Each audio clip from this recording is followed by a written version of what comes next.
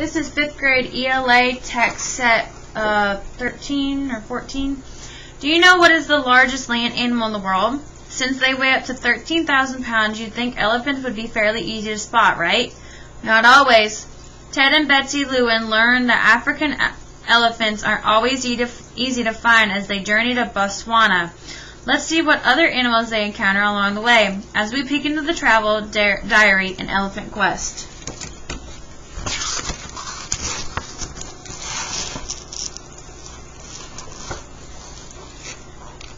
Early each year in the highlands of Angola, the Great Congo River swells with rain. Months later, usually in May, its flood waters begin to reach the Moremi Reserve in the Okoswangi Delta of Botswana. Rivers overflow and water fills the open grasslands, saturates the ground, flows on, finally exhausting itself in the Kalahari Desert. By September, the flooded delta has begun to dry out. Then, in November or December, it starts to rain in the delta. The rains will last until March. Then, in just a few months, the floods will arrive again from Angola. Because there's always water in the delta, it is rich in animal life. Hippos, buffalo, lions, leopards, wildebeest, litwi, giraffes, and some 70,000 elephants. It's the elephants we've especially come to see in the lush landscape. We arrive in February, the rainy season in the Moremi Reserve. The rains have been heavy this year, and the ponds and flood plains are slowly filling with water, spilling over into one another, forming vast shallow lakes. Roads are disappearing under the lakes or becoming impassable because of mud. Below us, the delta is a maze of islands, tall forests, papyrus-lined channels, deep lagoons, and secret pools. Do you want me to fly lower? Derek, our bush pilot, yells over the roar of the Cessna engine. We nod, and the plane drops. We can make out herds of wildebeest, zebras, and buffalo. Giraffes cast long shadows on the plane, suddenly fly into a thunderstorm. Derek banks the plane and drops down to treetop level. He buzzes the landing strip, chasing off a herd of impalas and circles around and lands. Muddy water sprays the windshield as we bump to a halt, and the motor spurts to a stop. At the edge of the forest, a young bushman in a crisp kayak uniform stands by a truck, waiting to take us to camp.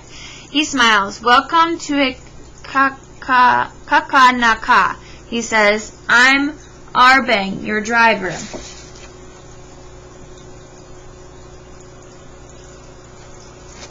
So why do you think the Lewins might need a driver rather than just driving themselves?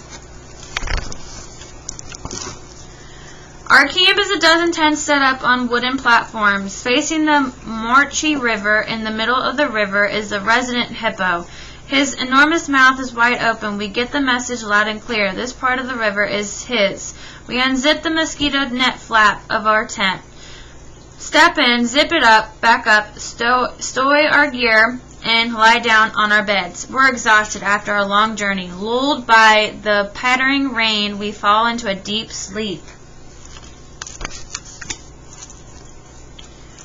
Day 1, morning. The next morning, the rain has stopped. The sun is just rising, and the night-foraging hippo is grazing his way down to the riverbank. As he passes, he flutters his tail and splatters our tent with dung. Dung is poop. Then he pushes through the thick pampas of grass at the edge of the river and settles in the water up to his ears. Day 1 of our elephant quest has begun. There's just time for a quick cup of coffee before we climb into the back of a special wet helix truck that can plow through water like a hippo. Our morning game drive is under 3:30 or 4. Our morning game drive is underway. We'll come back to the camp around 11, then go out again in the afternoon around 3:30 or 4, returning at dusk. Morning and late afternoons are the daylight hours, when the animals are most active. We pass under big jackberry and sausage trees along the river and head for Dead Tree Island. It's not an island yet, but it soon will be. After last night's rain, the track outside the camp is underwater. Soon, water will be everywhere.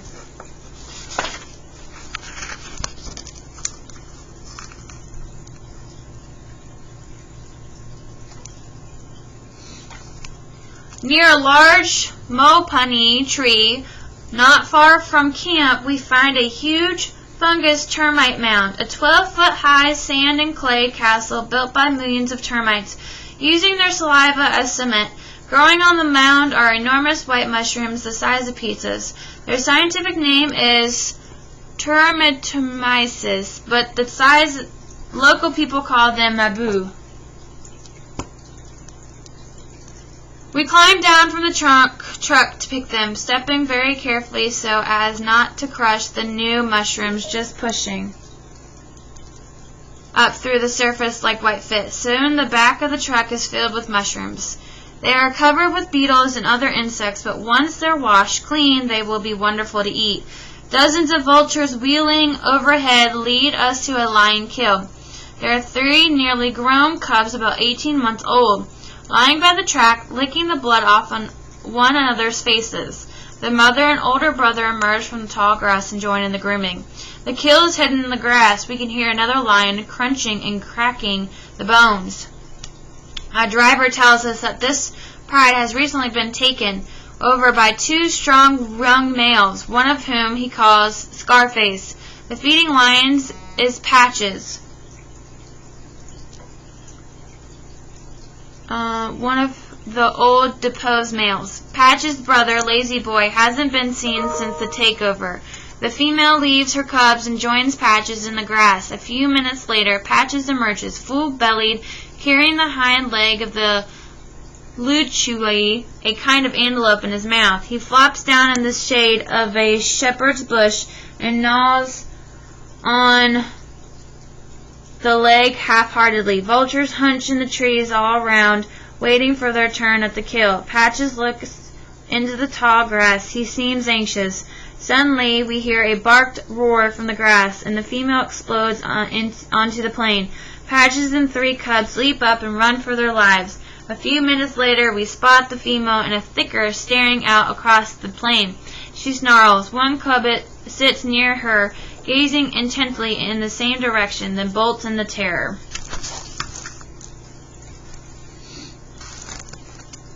Scarface bursts out of the grass, every ounce of his being bristling with murderous intent. He plunges into the thicket after the cub. We will not tolerate any cubs but his own, and he will kill the ones we have just been watching if he can catch them. But these cubs are nearly mature. If they can hide from Scarface for 6 more months until they are 2 years old and able to outrun him, they will survive.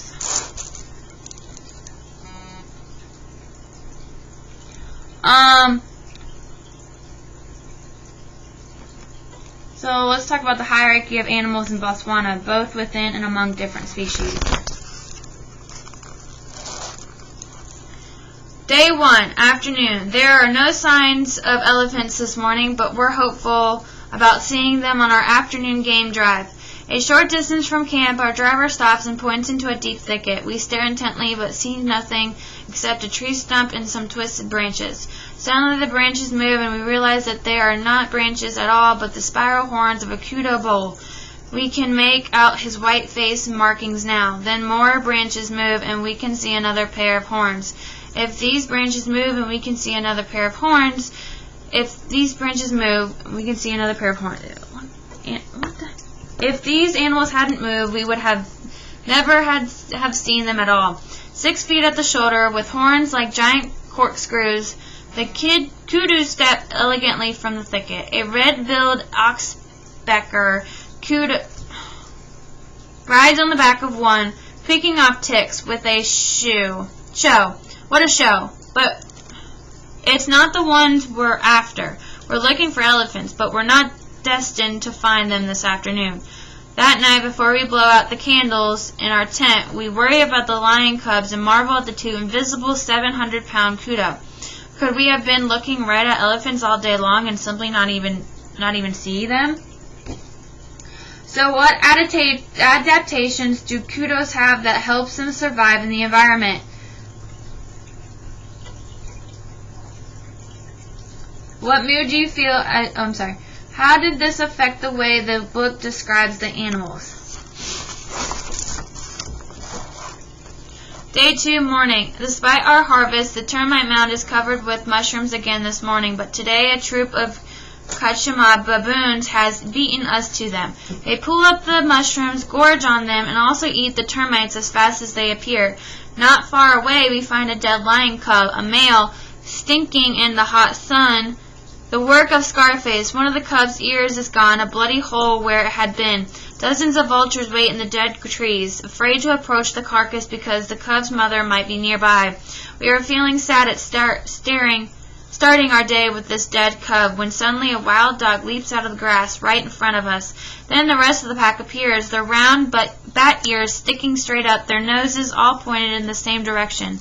Their white tails flashing, they trot across the road in the tall grass, 27 in all. We see them leaping here, then there, above the grass as our truck bumps and lurches on the road alongside them. The pungent smell of wild sage fills the air as we scrape against it. We turn a corner and all the dogs are right there, lying in the grass and on the road. We slant to a stop. They are alert, wide-eyed, and covered with blood from an earlier kill. Suddenly they are up and running. We follow in the truck, almost part of the pack.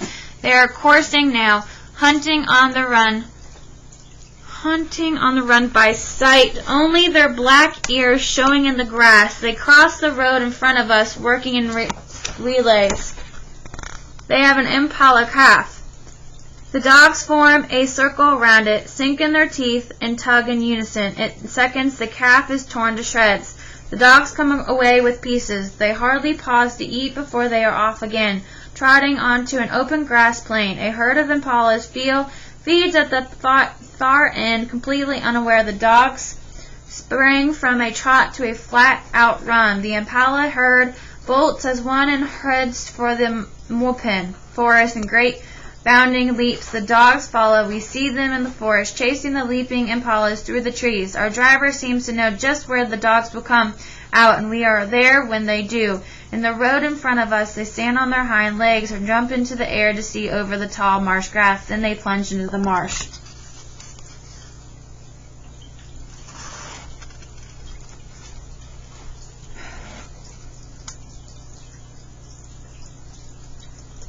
The dogs flush a leech rod that bolts for safety into deeper water. Then the dogs appear in a channel, leaping and splashing through the water. One of them climbs the termite mound for a better view.